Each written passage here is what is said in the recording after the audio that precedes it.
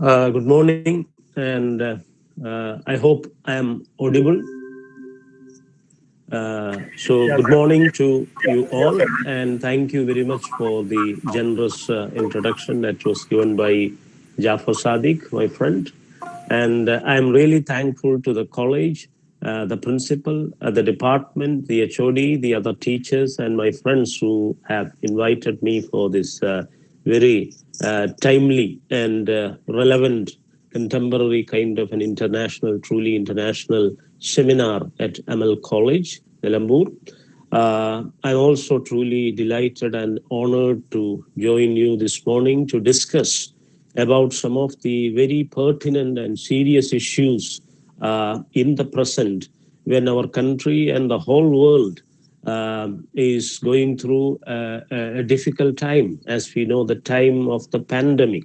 The time of the pandemic has created extreme cases of exception, states of exception all over the world, and we are facing the calamities.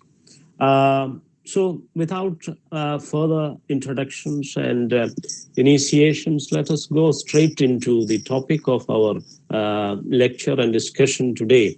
That is the pandemic, about the pandemic and the pandemonium that is created through this emergency of the world, and how the states across the world, the nation states across the world, how they have tackled it, how they have responded to this serious issue, and how certain emergencies are created all over the world, not just in our country, but in the Western world also. As in the case of America or Europe, we are having different states of exception. Philosophers of the world, especially French, European philosophers, and also philosophers and writers and political observers and sociologists from various parts of the world, they have responded and evaluated the situation. The leading philosophers of the world, like the post-structural philosophers of France, they have responded to it. Italian philosopher, Italy was really severely affected by the pandemic, and we have seen the massive loss of life in Italy.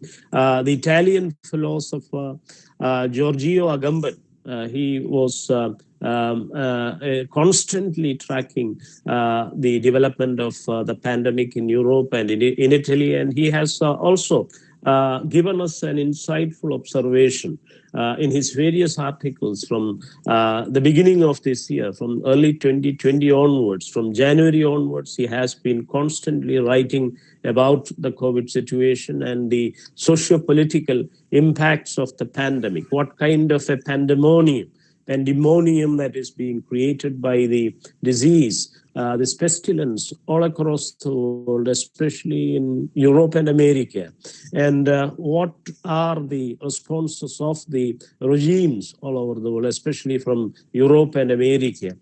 He has tried to theorize that situation. He has tried to see a general pattern. Agamben has traced a general pattern in the kind of condition, in the kind of emergency state that is created in this global pandemic. According to Agamben, the state is becoming more and more powerful. It is not a withering away of the state, as some of the universalists have claimed earlier, but it is actually a consolidation of the state. The state power is getting consolidated because a state of emergency is created. Though it is a medical kind of emergency, there are restrictions on civil life.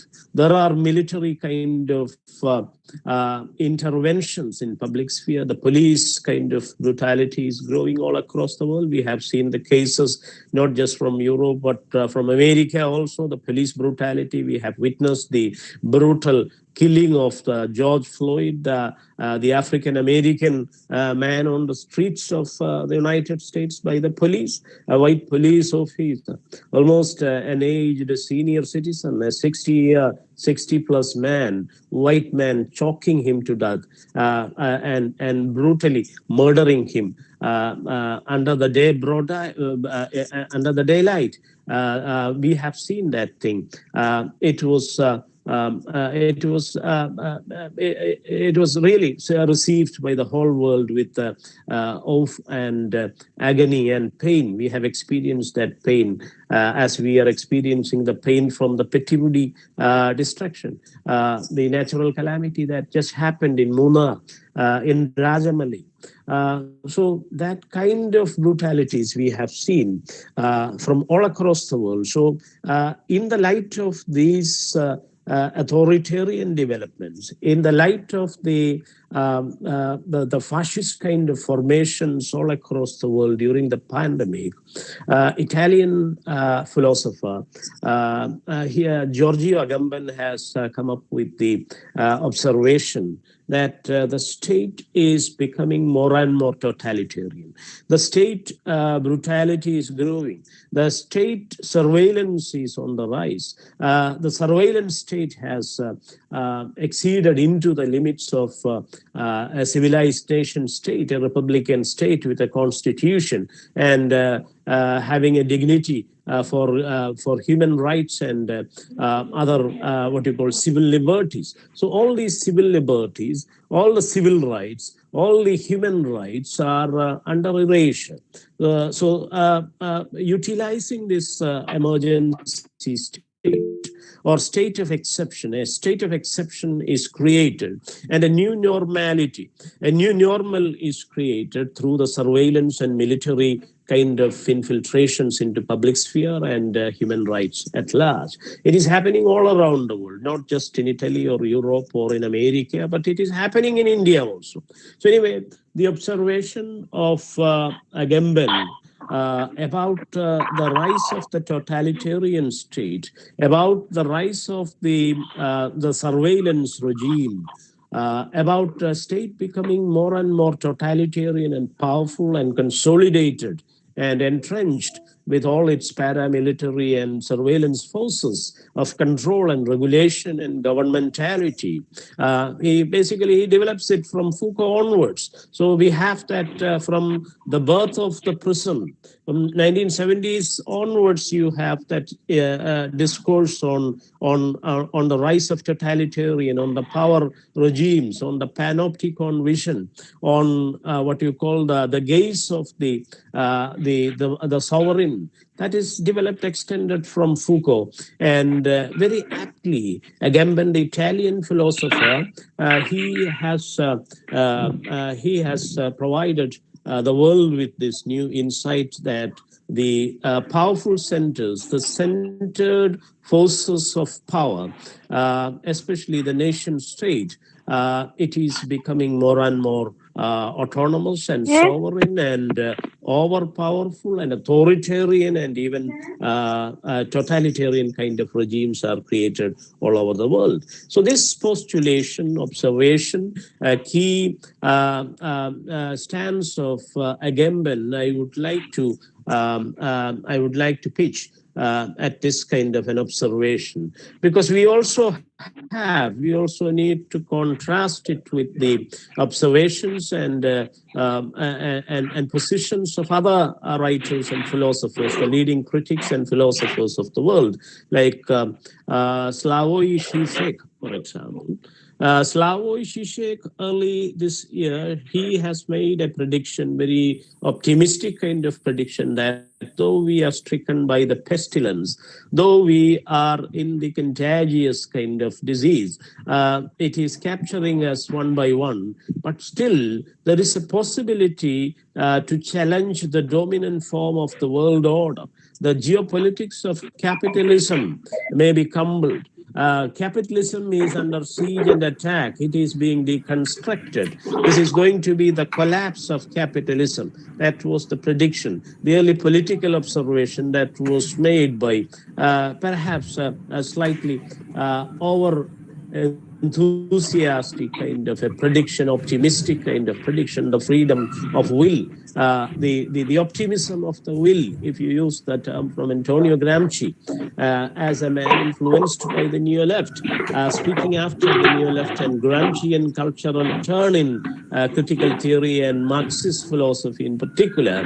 Zizek was a little bit carried away by that optimism of the will rather than the pessimism of the intellect, which perhaps you can see the positions difference in the position in the pessimism of the intellect in Agamben and the optimism of the will that Gramsci elaborated in his present notebooks that you may identify, we may very briefly or in a contextual way, we may identify it with the optimism in the prediction of Slavoj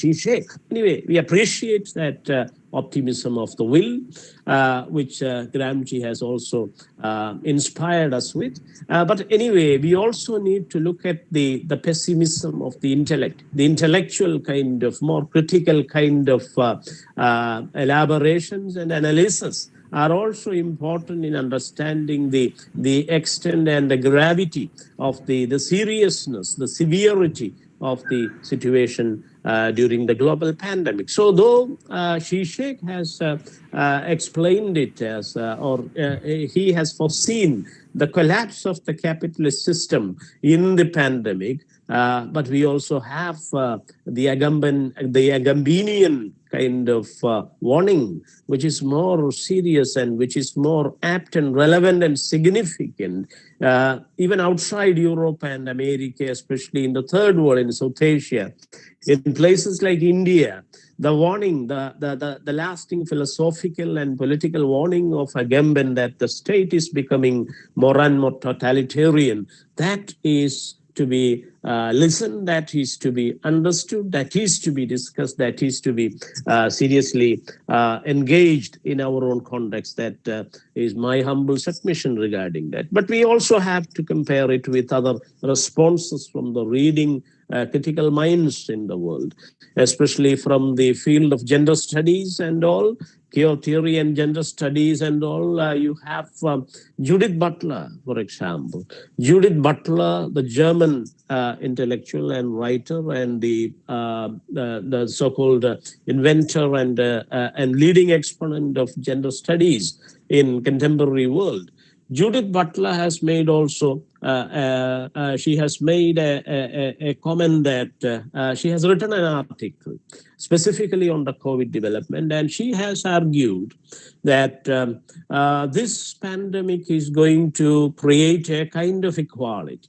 A kind of leveling is going to happen because we are all human beings and we are all reduced to the kind of bare life. She doesn't use that word of Agamben, the bare life and the homo sacer and the state of exception and all those things popularized by Agamben, but she argues in a similar fashion that this is going to create a kind of equality.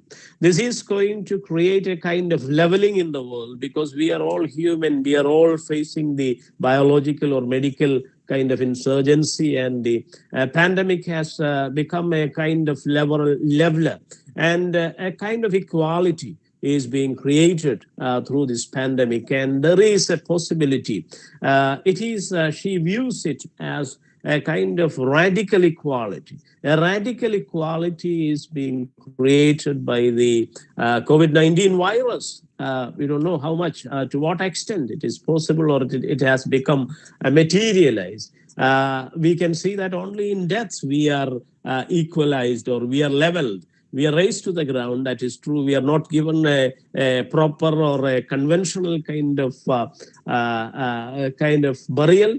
We are getting some kind of burial. We are having the group burials and all those things. In that sense, as we have seen in the case of the Petimudi disaster recently, they are all buried alike. in Italy or America, we have seen the mass grave system and all. So at least in death, we are equal. That is always, it is the same. Only the funeral rituals may change, or the coffin may be a little more costlier, or you can have a burial without the coffin, you can have it with the coffin, you can have an AC kind of coffin, you can have a gilded one, but all those gilded tombs may worms unfold, says Shakespeare.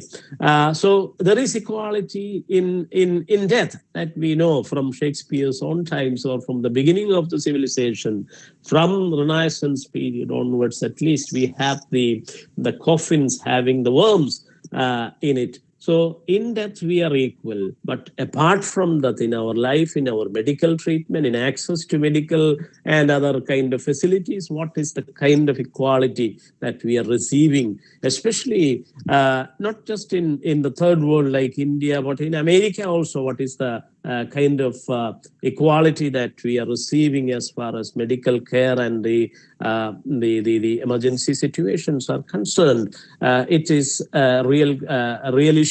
It's a question that is still to be explained and adequately analyzed. So anyway, though Judith Butler argues that it creates a radical equality, COVID has created a radical equality. It is only in principle, and it is only in terms of death that we are receiving that in material terms in this world. So I just briefly introduce these three positions by the leading philosophers of the world. One by Agamben about the totalitarian state in the time of the pandemic, the state creating a pandemonium, a demonic other world, a new world of disorder and chaos and statist kind of regime, statist state, a statist regime, totalitarian regime, getting more and more rooted and consolidated during the days of the pandemic, and infringing upon, curtailing, heavily coming down upon human rights and equality and notions of justice in particular. The notion of justice and truth are being distorted and manipulated for the power elite, for the ruling elite, for the advantaged group, not just in Europe and America, but it is happening in India. We will see in a short while. We will come to India and try to analyze the situations. So anyway, these three positions are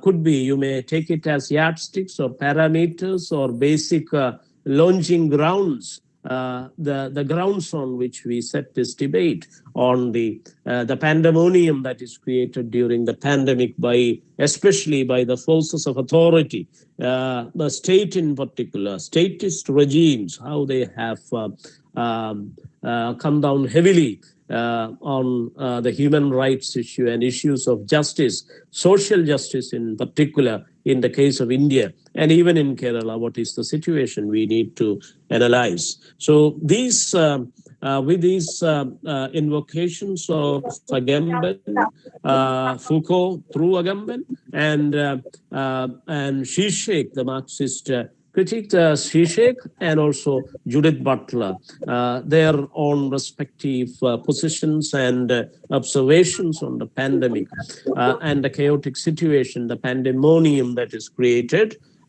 We may move on to perhaps the second part of my lecture, that is about the kind of chaos, about the kind of misrule, about the kind of disorder, the noisy discordance that is created, not in the positive way. I'm not talking about the polyphony. When you talk about, because of post-colonial theorists like Clement and others, they have theorized the discordance, the cacophony of post-colonialism and the new emerging literatures all across the world. I'm not talking about, in this particular lecture, I'm not talking about that kind of a positive polyphony or a noisy discordance or cacophony of diversity and difference, but here the fundamentals of justice and truth are being disordered or are deliberately made chaotic, and in that noisy discordance, something negative is happening, something anti-people is happening, something totalitarian is happening, something fascist is brewing, especially in India. And it has been brewing for the last 30 or 40 years in India, at least from the beginning of this century, the 21st century.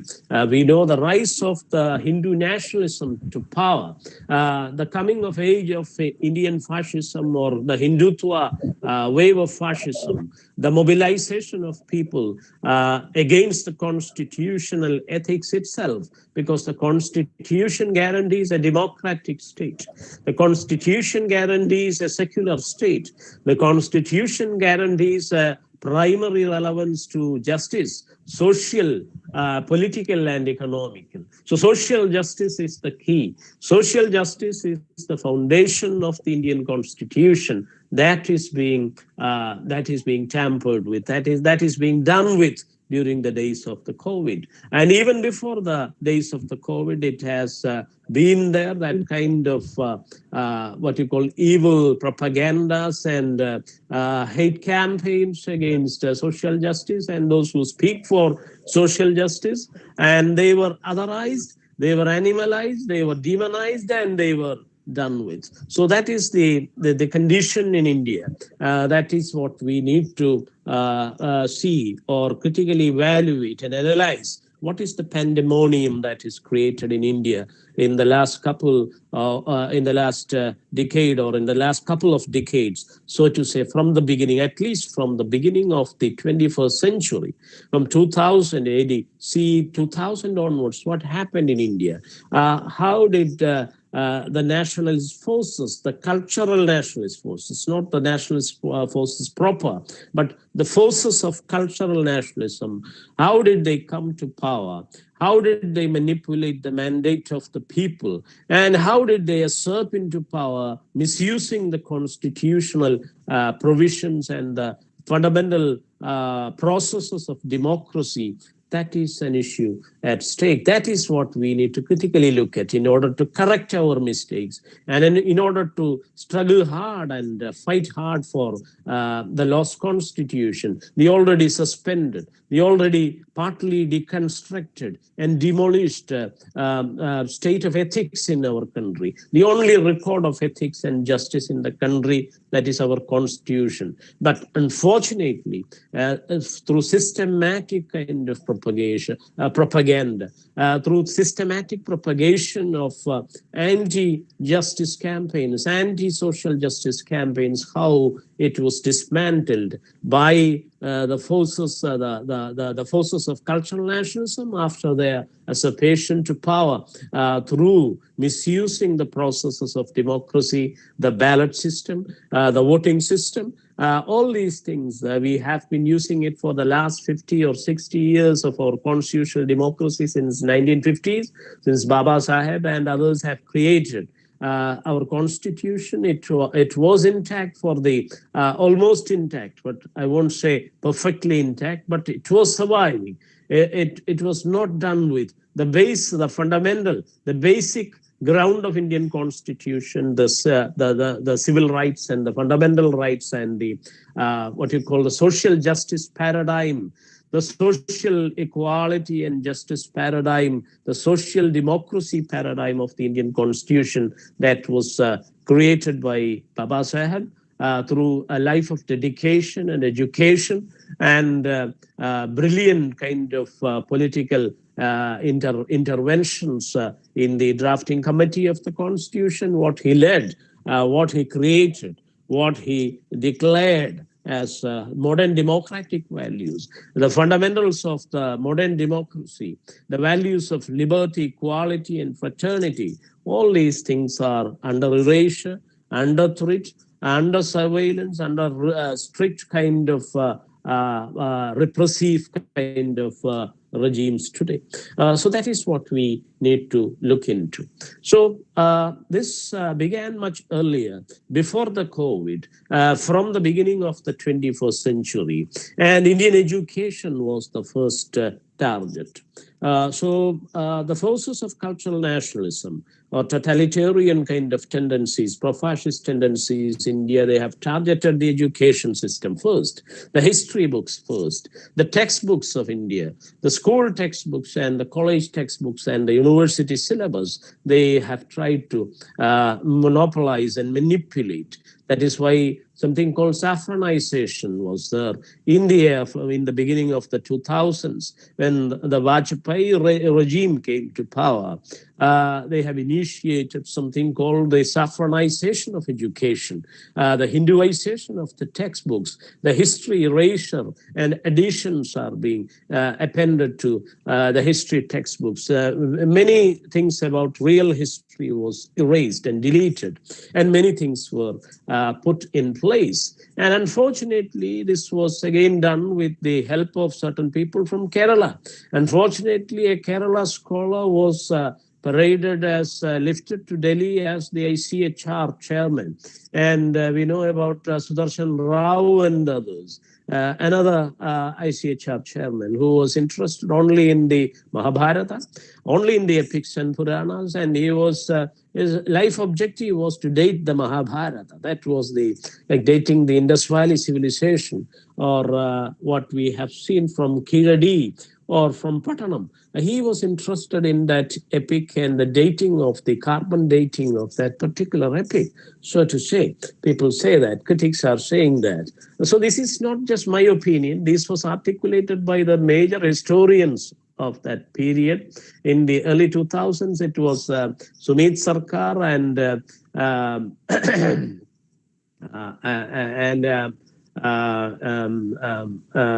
Romila Thapar and others, Irfan Habib and Romila Thapar and Sumit Sarkar and plenty of other leading scholars and intellectuals and historians of India.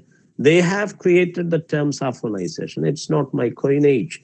But new generations may not know that because it happened some 20 years back. That is why I'm reminding you about this trajectory of the pandemonium here. So it is not beginning with the COVID. It is not a serious situation that is solely created, exclusively created by the pandemic. But my point is that it was created early in 21st century, early this century, by the forces of cultural nationalism and totalitarian monopolism, majoritarian kind of spiritual fascism in our country, if you use the term from the other scholars from the Dalit Bahujan background. Kancha Ilaiya has written elaborately about the spiritual fascism of the Sangh Parivar. Even Sumit Sarkar, a mainstream historian, he has written about specifically an essay, a book titled The Sangh Parivar, The Fascism of the Sangh Parivar in 2002 itself. It was published in 2000, early 2000s in the beginning of this, at the wake of this century. So from Sumit Sarkar, we have it. From Gopal Guru, we have the critique. From Kancha Ilaiya, even foreign scholars like those who settled down here and became Indian citizens, like, for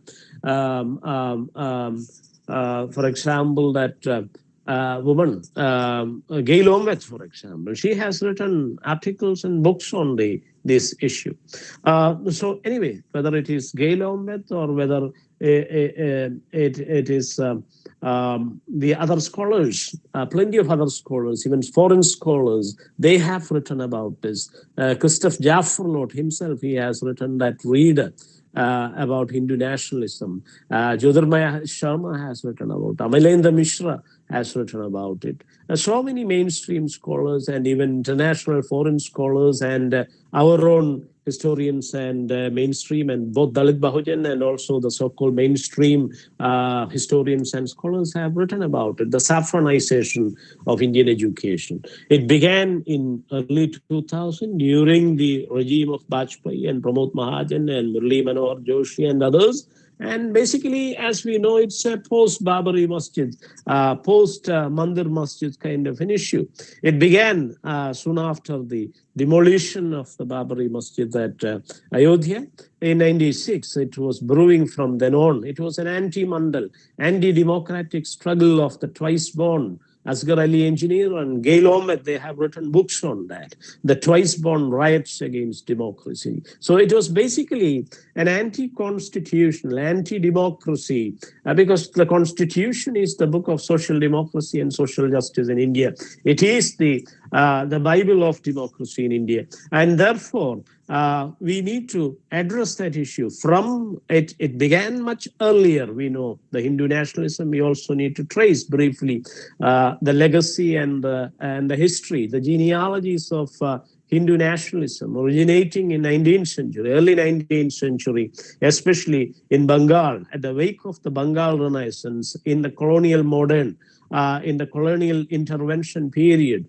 the wake of modernity in Bengal that created Bengal Renaissance. But unfortunately, it was monopolized, a dominant stream from Bengal, which was a Hindu nationalist stream, which we will find in the writings of Aurobindo, Vivekananda, and Bankim Chandra. So these three doyens of the dominant form of Bengal Renaissance, which is called the Neo-Hindu kind of uprising within the Bengal. It has got various other forms. The Bhadra Log is there, the Chota Log is there, the Dalit Bahujan movements are also there. But unfortunately, the most dominant, the most consolidated, and the most centralized form of Bengal Renaissance was monopolized and dominated and carried away by the what you call the Hindu nationalist neo-Hindutva of Bankim Chandra, the Ananda Math, and the Bande Mataram kind of legacy. We know the otherizing nationalism, otherizing your own self as the other, parting your own self as the other. Self is determined as the other, marked as the other, stereotyped and reduced as the other. It's a highly gross kind of violent reductionism, reducing your own self, your own country, your own countrymen, your own brothers, your own neighbors, and your own relatives as the other. So that is, unfortunately, that is the system of inequality. That is the system of otherizing that was here in India. So it has an origin much before that, even before the Hindu nationalism of Bankim Chandra, Vivekananda, Aurobindo, Vande Mataram, and the Mlecha and Murchaya, they kind of otherizing and demonizing and slaying of the other, the genocidal kind of cultural nationalism, the fascist kind of formation, because cultural nationalism only is only another term for fascism proper. There are plenty of nationalisms that can become fascism. The majoritarian, only the majoritarian mobilization can become the fascism. And there are linguistic nationalism, there are cultural nationalisms, there are ethnic nationalisms. These can, when it becomes a majoritarian kind of a mobilization of the people, it becomes fascism proper, and it creates the genocidal kind of concentration camp. It creates the Holocaust. We have the examples in Antonio Gramsci's own Italy. He was in the prison house of Benito Mussolini. He died in that, he perished in that prison. But fortunately, his book survived, his thought survived. And that is what gives us a kind of intellectual edge against the fight against the totalitarian fascist tendencies even today.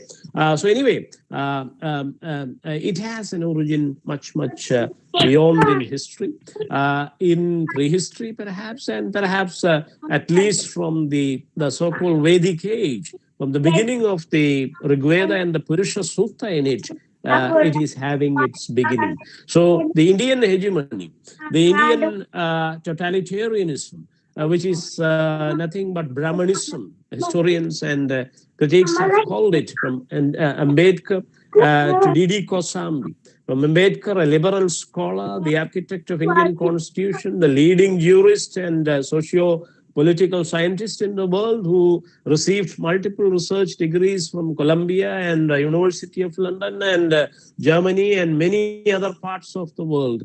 He called it Brahmanism. And even in late 20th century, D.D. Kosambi, a Marxist historian, D.D. Kosambi, who studied the so-called Indian traditions very critically, he also called it Brahmanism. Brahmanism is the core so-called discourse that creates the Indian hegemony or the Indian ideology. Even today, even in the contemporary world, Marxist Marxist thinkers and critics like Perry Anderson and others from the West, they call it the Indian ideology or the Indian hegemony. It is nothing but Brahmanism or the Varnashrama Dharma. In other words, in Sanskritic terms, it is Varnashrama Dharma. So it is not just having an origin. In the modern world, it is having the origin in the Bengal Renaissance, in the Bande Mataram cultural othering of Bankim Chandra, Aurobindo, and Vivekananda. In the Life Divine, in Gita, in Savitri, and other poetic compositions of Aurobindo, and in the poetic compositions of Vivekananda and his writings in particular, the 3 volumes, you have that rise of the Neo-Hindu, the Neo-Kayastha Hindu, the Neo-Kshatriya or the Neo-Shudra, having its origin there in the Bengal Renaissance, in the Kayastha kind of Hindu uprisal. You have its origin basically in the so-called Vedic age, something between BC 3000 and BC 1500.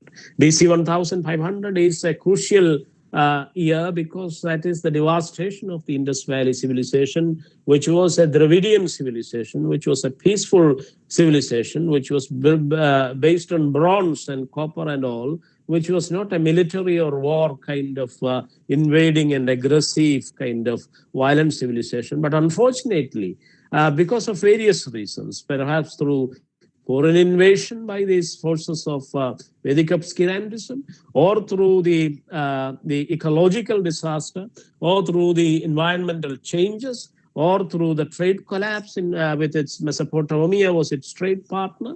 It was having connections with the Far East, the West Asia, and even northern part of northeastern part of Europe. So anyway, because of various reasons, economic or ecological or religious or invasive kind of reasons, it was destroyed or devastated. Perhaps the climatic change, that could also be another reason. Plenty of theories are there.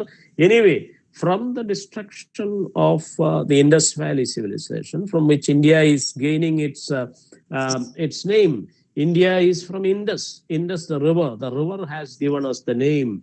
The River Valley civilization, one of the greatest and ancient civilization that could be compared with the Egyptian or the Greco-Roman or the Mesopotamian, and all those, the Chinese and other greatest civilizations of the world. So that was collapsed and that was devastated. And from that time onwards, you have the regime of caste and varna in India. And you have the ascendancy of priestocracy in India, something called Brahmanical patriarchy, which is the key term that is developed by Indian feminists like Sharmila Rage or Uma Chakravarti or Anupama Rao today. Brahmanical patriarchy, the double labyrinth, the double-edged sword of caste and gender, which is really oppressive and which is the most inhuman, most doubly edged, most deadly and dangerous, lethal kind of power structure and hierarchy in the whole world. So the hierarchy of caste was created in the Purusha Sukta, the manly hymn, Purusha Sukta, the masculinity prayer of the mandala in Rigveda, the Adi Veda, the Rigveda. In the mandala called Purusha Sukta, you have the strange queer origin story regarding the birth of the Brahman, the birth of the Kshatriya, the birth of the Shudra and the Vaishya. That is called the Chadurvarnyam system, the Chadurvarna system, or it is otherwise called the Varnashrama Dharma system. Unfortunately, even Gandhiji couldn't get out of this system. And though he was against untouchability and caste purity and pollution, he somehow indirectly propagated its message, its basic philosophy, its basic obscurantism called Varnashrama Dharma. He wrote and published and sold that book called Varnashrama Dharma from his Navjivan Press in Gujarat. Unfortunate case, like his composition of the ideal Bhangi. While Ambedkar was writing the annihilation of caste, as we know, as Arundhati Roy and others have told us, while Ambedkar was writing the annihilation of caste in 1936, Gandhiji was writing, unfortunately, the father of the nation, he was writing, Bapuji was writing, well, Baba was writing the annihilation of caste, how to do away with this caste, this ancient calamity, this most degraded, dehumanizing thing called caste system and its religion. Unfortunately, Bapuji was writing that ideal bhangi, idealizing manual scavenging, because he believed in the so-called Swadharma, something called Swadharma and Varnashrama Dharma, and it was Kula Dharma. It is nothing but Kula Dharma or caste calling or caste duty, which was imposed from generations to generations merely on the basis of descent and lineage. There was no scope for choice. There was no scope for selection. There was no scope for individual freedom and the will of the optimism of the will. Remember Gramsci. Unfortunately, this was the case. And even in the general, what you call the liberal kind of nationalism, this Varnashrama Dharma was there. So that is why Mahatma Phule onwards, they have, even before Gandhiji, came from that bad experience from the South African prison and the South African railway cabin. He was kicked out of that cabin because it was reserved for whites only. The white only boards were there in South Africa. It was we know, it was an apartheid regime. It was a blind racist kind of regime till 1990s. Till the end of the 20th century. The long struggle, the long walk to freedom, Mandela and others we know. Anyway, this was the system which has its origin. India is really under this system from the so-called Vedic age onwards, after the devastation of the Indus Valley civilization, which was a Dravidian civilization, which was a peace-loving civilization. There was art and culture. We know it through its sculpture, its artifacts, its seals, its petroglyphics, or the pictorial kind of writing system, the strange system, which is also called, which is still incomplete in deciphering. Airavata Mahadevan and Asko Parpola and various other scholars, they have tried, they have somehow managed, but it is still evading a kind of comprehensive understanding. The epigraphists call it the kind of pre-Brahmi or the Indus Brahmi. Then you have Ashokan Brahmi, which was used by Ashoka, which is actually the Dharma Lipi, which was used by Ashoka to propagate the word of the Buddha, the gospel to the world, because he adopted the Dharma of the Buddha, the ethics of the Buddha as his constitution. And he inscribed it on stone in various stupas and on the pillar edicts, which is scattered all around South Asia, all around the peninsular India, and some are in China and Mongolia and Tibet and various other parts of the world. So anyway, unfortunately, after the Vedic age, or at least from the Vedic age, from the BC 2000, 1500 era, from that stage onwards, India was attacked, and India was infected, so to say. If you use the term from the pandemic, what is the pandemonium that is created by the pandemic? India was infected by this contagious contagious disease. That is the word that was used by Ambedkar to refer to this dominant discourse, the dominant religiosity in India, which is the base of the caste system or the Varna system. The origination, something that legitimizes it as religion, is Varnashrama Dharma or Brahmanical Hinduism. So this Brahmanical Hinduism or Brahmanism was called the dominant form of Hindutva, the base of Hindutva. The base of Hindutva agenda, cultural nationalism, is the values of Brahmanism, which is called the Sanatana Dharma, which is also called the Varnashrama Dharma. The Vedic Varnashrama Sanatana system, this was called the contagious disease, the contagion of India. India was stricken by this pestilence somewhere around BC 1500. Unfortunately, from there onwards, you have the infiltration of caste and varna into the society. Brahmanism, in order to maintain its own power, political power and patronage and centrality, it tried to divide the society on caste and varna lines. That is why they have improvised this Chaturvarnya system in the Purusha Sukta of Rigveda.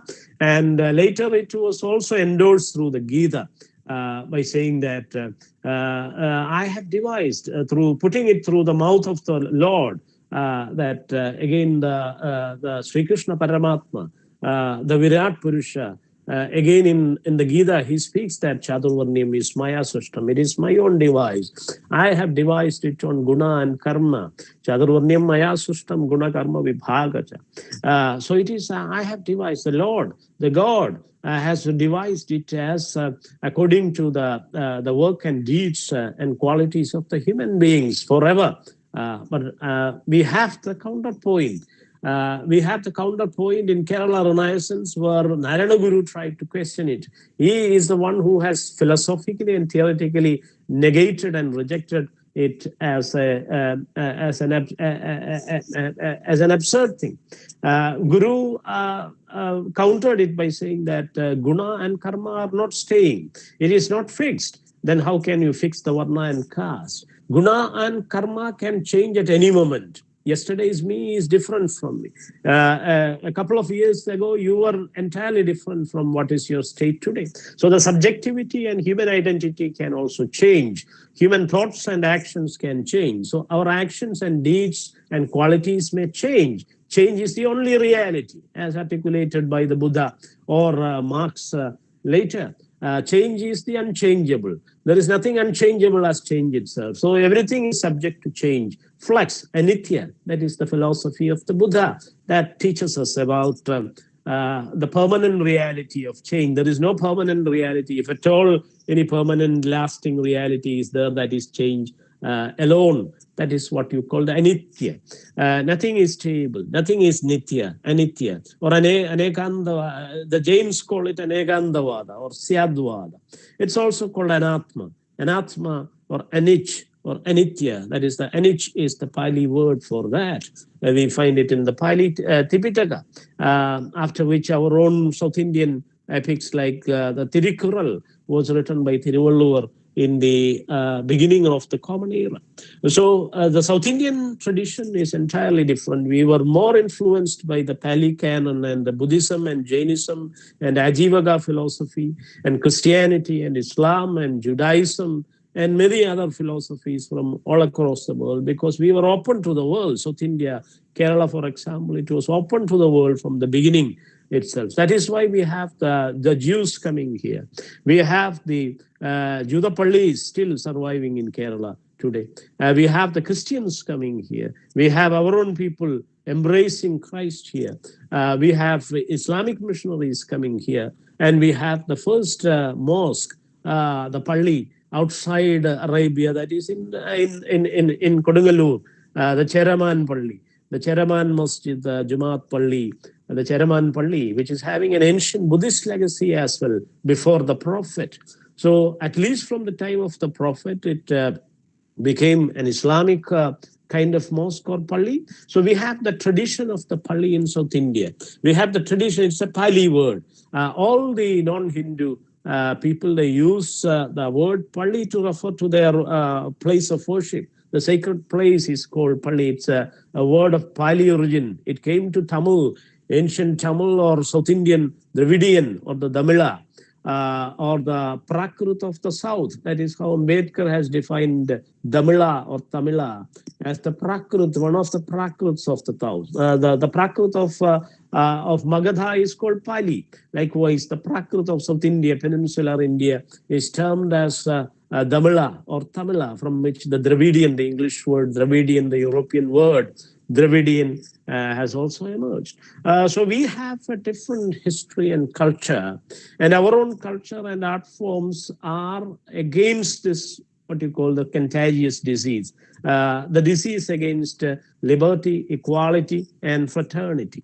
That is the real the real problem of India, which was identified from Buddha's onward times onwards. It was the critique of caste, the critique of Varna. We remember the Buddha because he was the first major voice, the first major philosopher, and first major social interventionist to challenge and question and refute the regime of caste and Varna.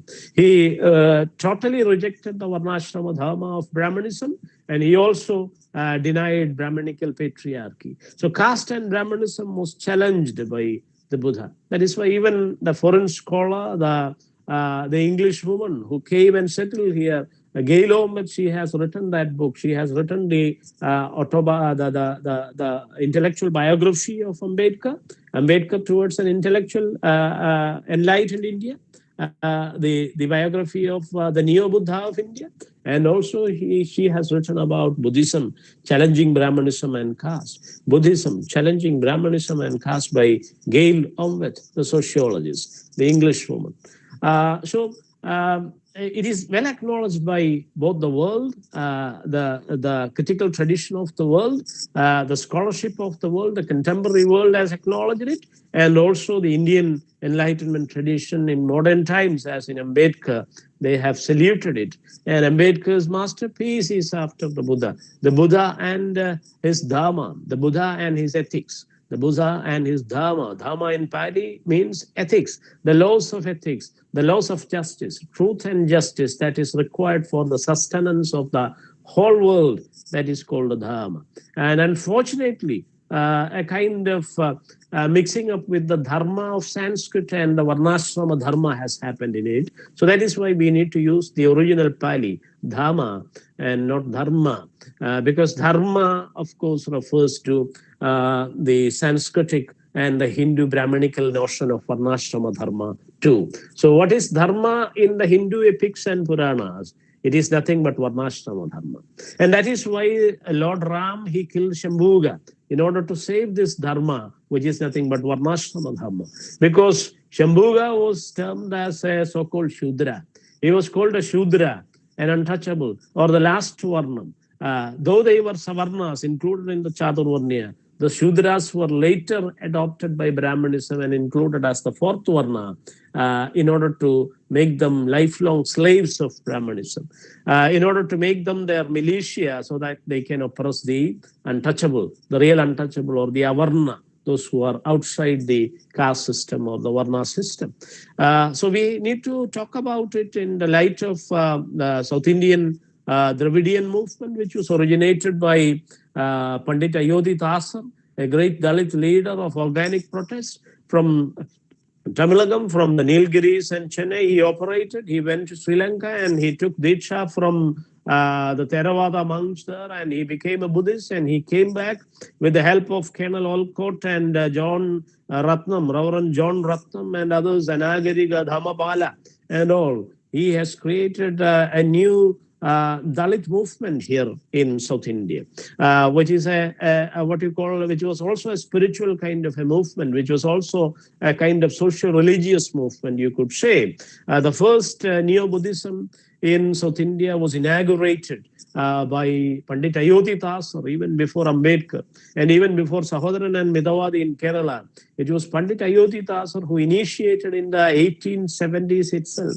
When British colonialism began its census, he asked the untouchables in Tamilagam to enlist as casteless people, as casteless non-Hindus or casteless Dravidians. So Dravidian movement, Dravida Mahajana Sabha, it was founded by Pandit Ayodhi Dasar, the Dalit leader, a Pali scholar and an English scholar and a Tamil scholar, of course. His grandfather was a butler of the British. So that is why they have learned English language for 3 successive generations. And Pandit Ayodhi Dasar has become a great scholar in English, Tamil and Pali also. He learned Pali also because as Dalits of South India, they were also having the legacy of Buddhism, the Tirukural legacy, the Aimperinkappiyam legacy of Manimekhalai and Chilappatikaram and Kundalageshi and Jivaka Chindamani, Valayapati and all. So the fivefold great epics, the Aimperunkappiyam of Tamil, the Agam and Puram poetry of Tamil, ancient classical Tamil that was translated by A.K. Ramanujan under the title Poems of Love and War for OUP. We can read it. So our own literary legacies, our own South Indian legacies, our own aesthetics, which is called the Tenai aesthetics of ancient Tamil, the fivefold Tenai aesthetics, I'm Tenai Vazhakkam, I'm Perunkappiyam, all these are devised on the Panchashila, the fivefold precepts of the Buddha, and the Ashtanga Marga, the eightfold paths and the fivefold precepts of the Buddha. And that culture, the literary culture of South India itself is called the Sangham literature, or Changam in Tamil. It is called a Changam. 3 Changams were there in Tamil history. So Changam or Sangam, it comes from Buddha's principles of the 3 jewels, or the 3 asylums that we have. That is Buddham, Dhamam, and Sangham. Buddham means enlightenment. Anybody can be a Buddha through education, through life struggle. So educate. That was the motto. That was the slogan that was given to youth by Ambedkar, the architect of Indian Constitution and the pioneer of Indian modernity after Phule and Guru and Ayodhya. Ambedkar has given us the motto: educate, agitate, and organize. Educate so that you are liberated, said the Guru in Kerala. Educate so that you are enlightened and you are liberated. And organize so that you are liberated. Educate that you are enlightened and free, and organize so that you are empowered. That is the statement of the Guru in Kerala. So he also has that Pancha Dharma principle after the Panchashila of Buddha. And that is why his own disciples, Pandit Karuppan of Kochi, Mulur, the early Avarna poet in Kerala, and Sahodar Ayyappan of Kochi, they have called him as the Kerala Buddha, Kerala Puttar, or Kerala Buddha, or Narayana Buddha. Because he was articulating the wisdom of the Buddha. So it was the Buddha who challenged the caste and Brahmanism in BC 6th century. And that is why he is remembered today. And it was Ashoka 200 years after the Buddha who came and elaborated about the Buddhist principles, and he adopted the Dhamma, the ethics of the Buddha, in a very cosmopolitan and secular fashion, in order to spread his what you call governance, just governance. It was not an aggressive government. He abandoned sword. He was a Hindu. Ashoka was a Hindu, but he became great. H.G. Wells and other European scholars have termed Ashoka, the Mauryan emperor, as the great Ashoka, like the great Akbar. You have the great Ashoka because he abandoned the sword, he abandoned military, he abandoned all the violent weapons of mass destruction, and he adopted the ethical codes of the Buddha in order to maintain his province, in order to maintain his empire, the vast empire, the largest empire that was there during his lifetime, the Mauryan Empire, which we were in the margins of that empire. So the reference to Kerala, like Keraputto or Kedalaputto, it appears in the Dhamalipi edicts of Ashoka. The edicts of Ashoka mentioned the people of Kerala as Keralaputto or Keralaputra in Sanskrit. It was in Pali. He wrote in Pali in the script called the Dhamalipi, which was later termed as Brahmi, Ashokan Brahmi, by the Indologists, Orientalists, Max Muller and others. So anyway, at least from the time of the Buddha, this contagion, this disease was questioned. The disease of caste and varna, the disease of untouchability and unseeability, and unimaginable barbarism. It was resisted by the philosophy of the Buddha, who included, which was a democratic order. That is the importance of the Buddha. That is why Ambedkar proclaimed that it is from my master, the Buddha, and his Sangha, that I am taking the democratic principles or the modern values of democracy, liberty, equality, and fraternity, not just from the European education, the Western education, and the French Revolution model, but from my master, the Buddha, my guru, the Buddha, and his Sangha, which was ordained or which was conjoined on the principles of democracy, inclusion, participation, representation, and freedom of speech. So these are the fundamental aspects of democracy that was liberated and recovered again in modern times at the wake of the colonial modern in India by Ambedkar, and in Kerala by Narayana Guru, and in Tamilagam by Pandit Ayodhi Dasar, and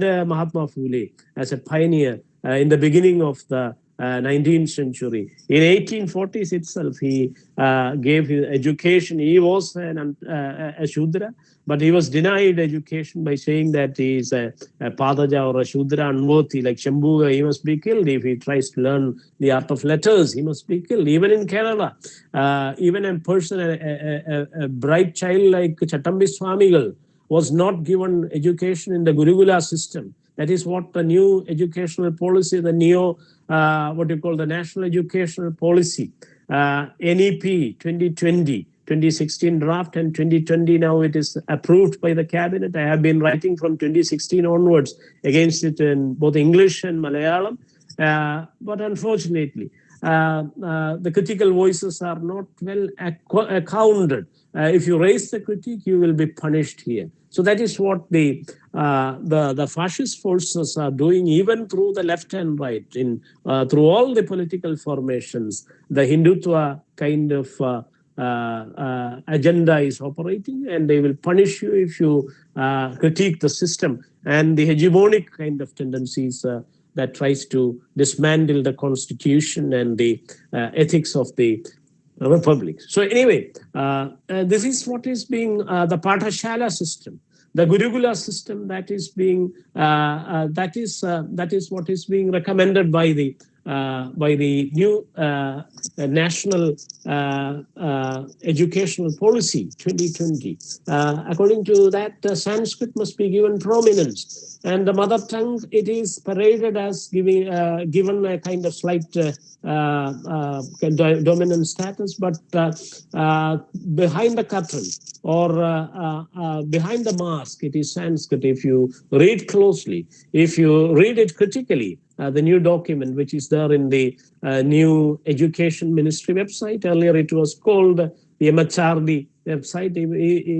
Still it is having that kind of a URL, mhrd.gov or something. But anyway, if you check that document from the Ministry of Education, Government of India, you will see that in the guise of mother tongue encouragement, outwardly, you see that it's a kind of what you call it's like the Avarna Shanti that was there in Kerala.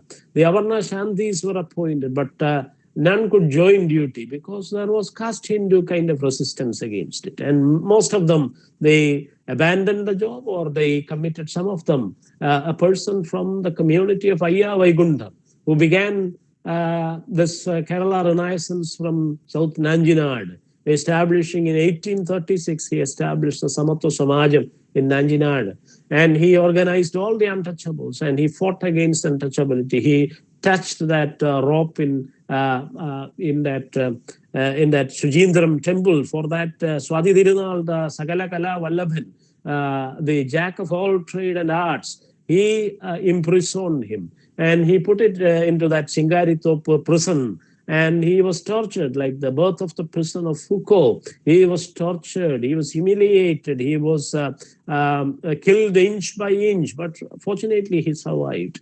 Taikadaya intervened, and somehow he was influential with the British residents, because the Britishers were the residents and the ruling elites there. Somehow he managed to acquit him. But 140 days of torture, that has nearly killed him. He couldn't do much after his release from Shingarithopu. He was tortured in the tiger panther den of Swati Thirunal, and also in that chili chamber, a chamber full of dried chili, where he was hanged topsy-turvy and he was mutilated. So anyway, from the days of Ayya Vaikuntha, you have that struggle.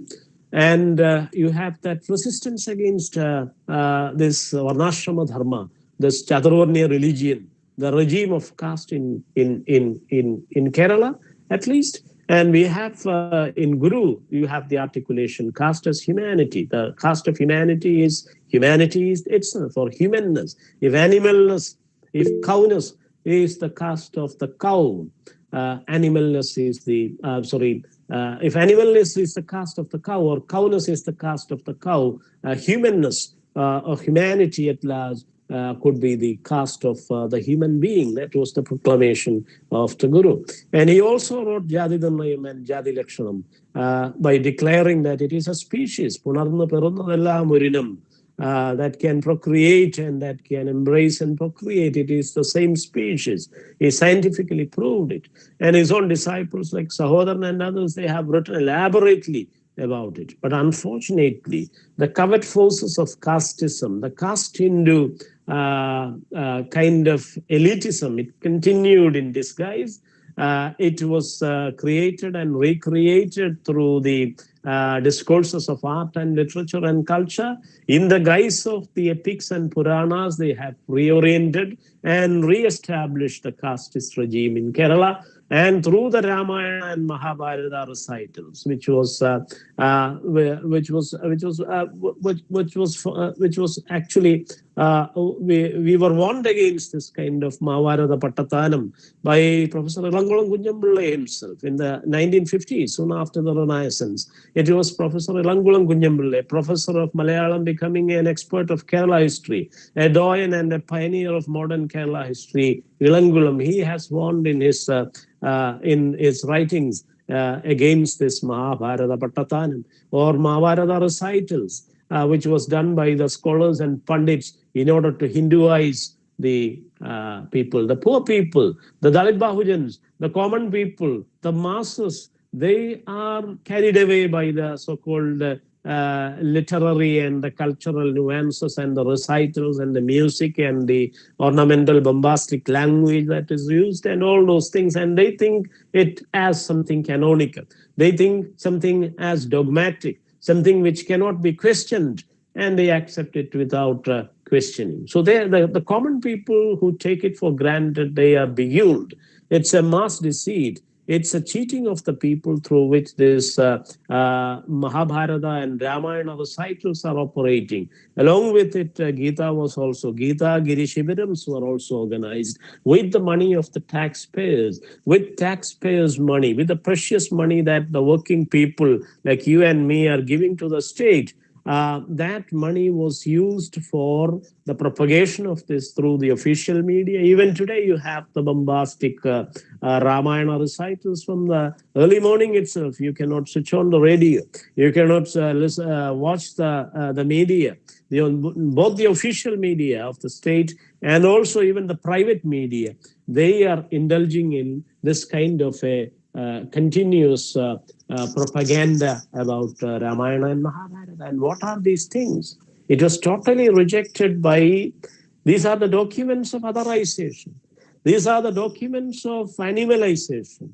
These are the documents of genocide, genociding the other, animalizing and slaying the other. That is what is happening. Demonizing the other, demonizing your political opponent or religious opponent and trying to annihilate them, creating a discourse or slur against them and annihilating them. So that is what you see in the Ramayana. You find these monkeys and demons.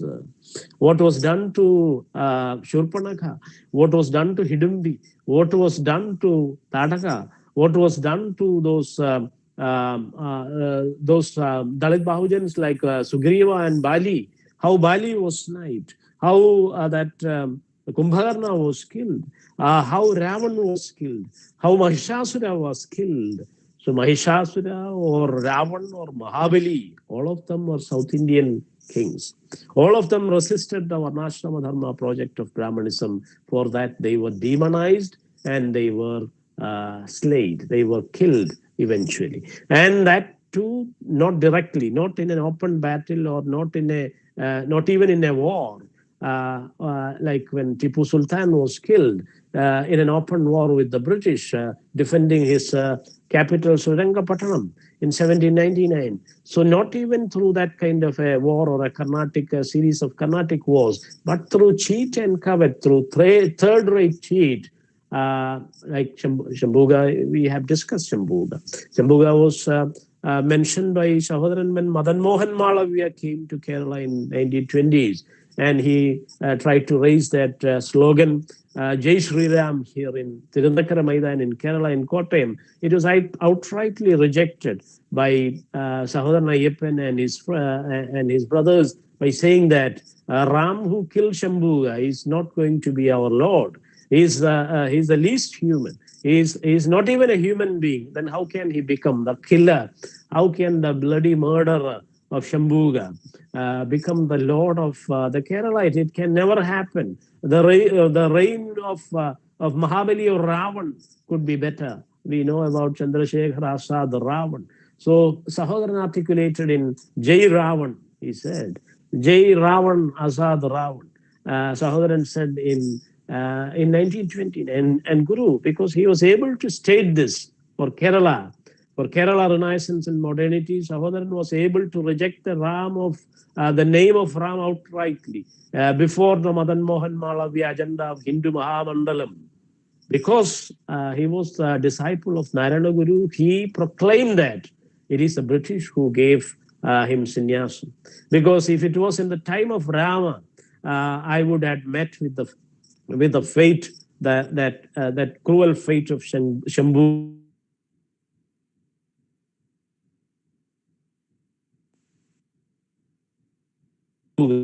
Okay, I think time constraint is there. Is there time constraint? Do we have to wind up the talk now? Okay. How much time we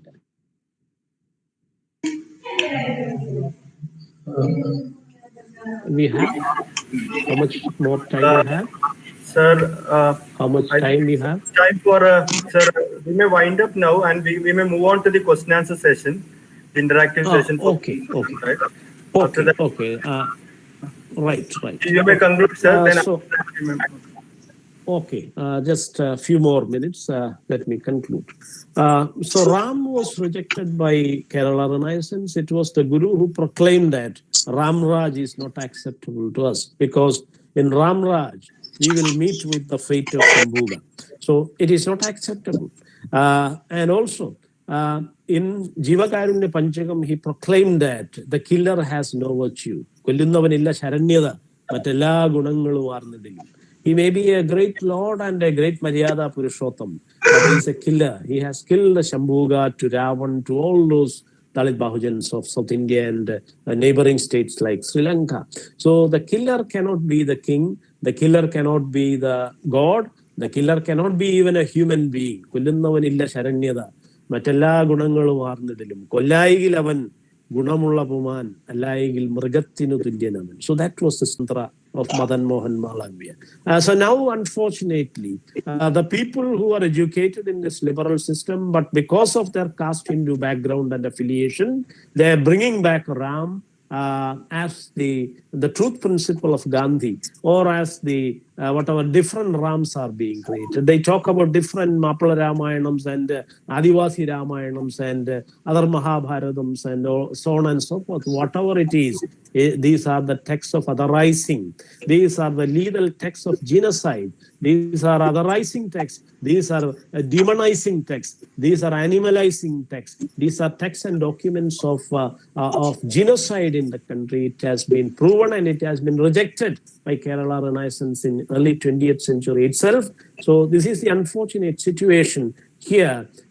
So in the cover of the pandemic, in the cover of the COVID crisis, a state of exception is being created, and one by one, in the cover of the night, we are facing this kind of new things or evils or subversions, and real subversion of democracy and the constitution is happening, and that must be resisted and rejected by the people. And young people in particular, only young students and researchers can do something about it.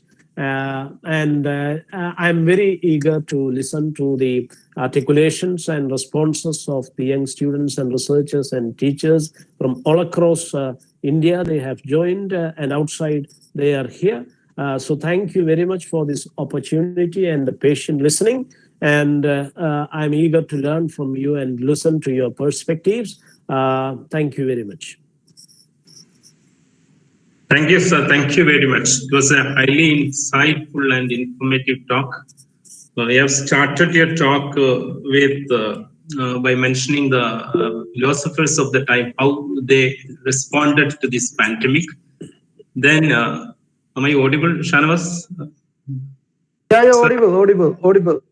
And you moved on to the Indian condition, how India has already been afflicted with the pandemic of caste and varna system. Then you came to the context of South India, how historically we built a system. You elaborated on that, how historically we built a system to challenge the affliction of caste and varna system. It was a highly structured, thought-provoking, illuminating lecture talk on the topic. So thank you very much for giving us such a wonderful talk. Sir, shall we move on to the Q&A session, question answer session, sir? Yes, sure. Yes. Thank you. Our participants have posed questions here, but sir, Dalits in India are actually, you have mentioned that in your talk, they are already an afflicted people. They are afflicted by the pestilence of, we use that particular term used by Dr. B.R. Ambedkar. They are afflicted by the contagion or pestilence of this caste varna system here. Sir, I would like to put this question to you. Sir, in what ways this present pandemic, COVID-19, has it made them more vulnerable? The Dalits in India, they are already a people afflicted by this pestilence of caste varna system. Has this COVID-19 made them more vulnerable, or in what are the ways it has affected them? Sir, please.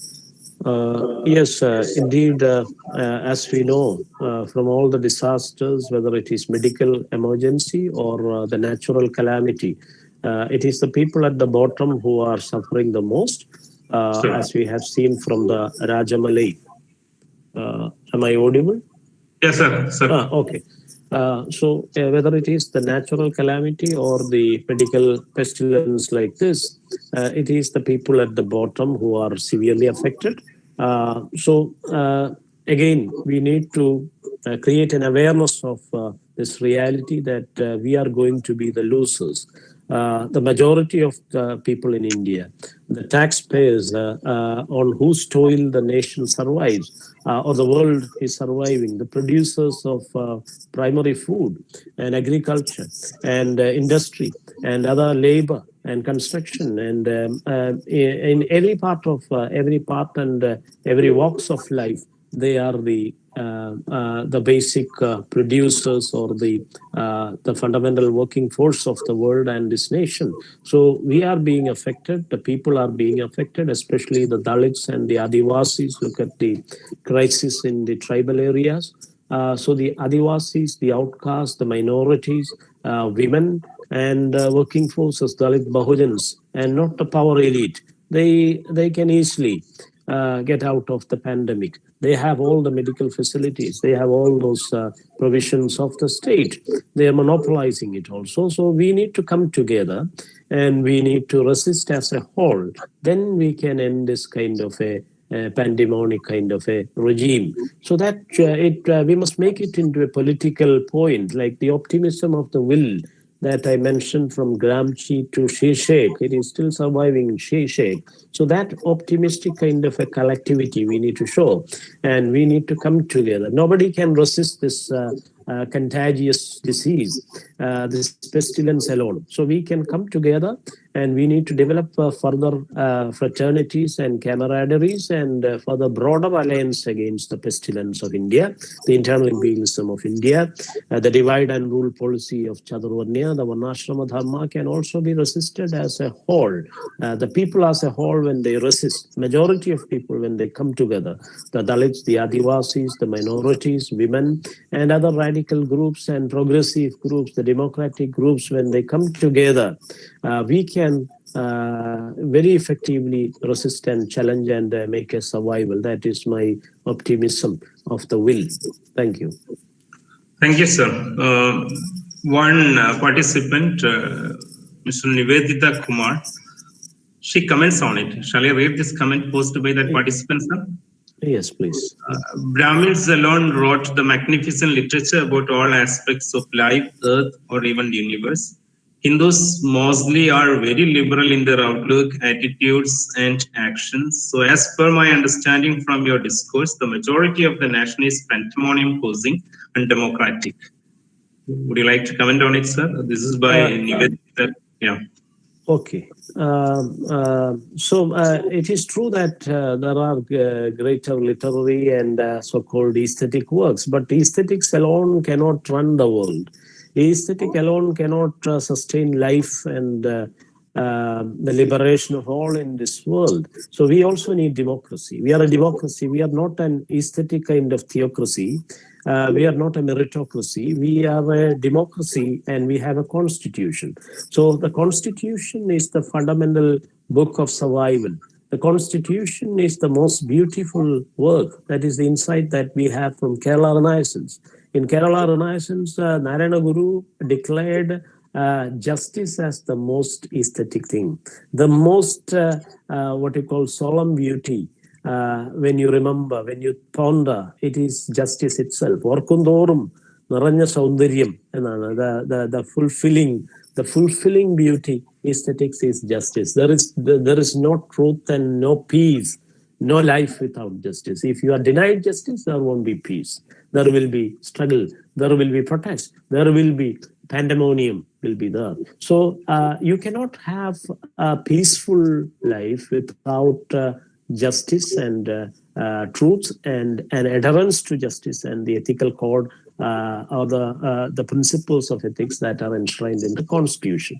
So therefore, we need to think beyond aesthetics and beauty, mere beauty, and we need to think of the well-being of all the beings on earth. So that is where ethics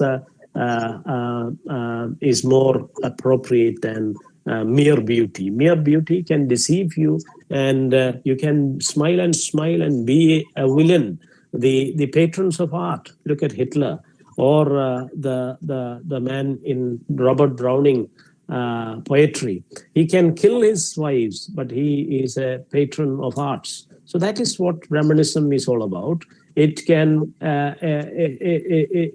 appreciate and create as the so-called art and classical art, but at the same time, it's all done at the expense of the people at the bottom.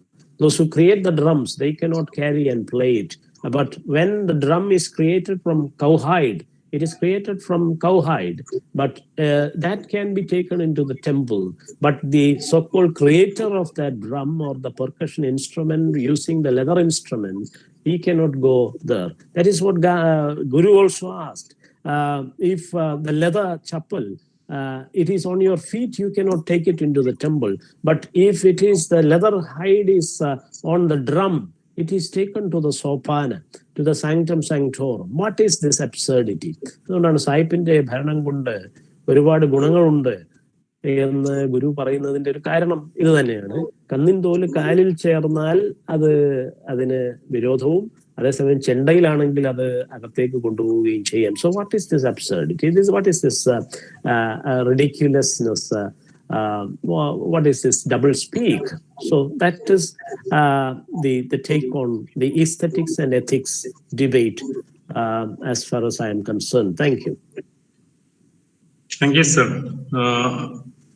One George Matthew asked this question.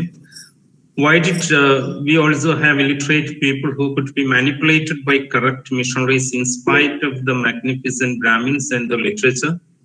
Maybe the Varnashrama Dharma didn't bother to be inclusive enough to the masses. He's focusing on that. Varnashrama Dharma was not that much inclusive enough to be inclusive enough to the masses. And this is what he is asking.